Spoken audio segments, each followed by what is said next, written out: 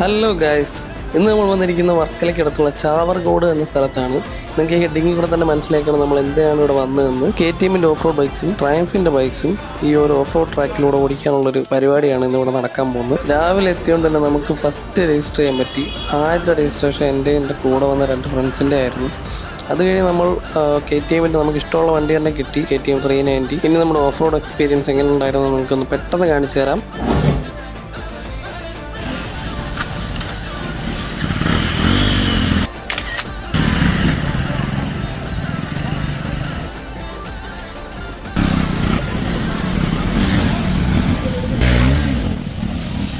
பேர் சந்திரடா.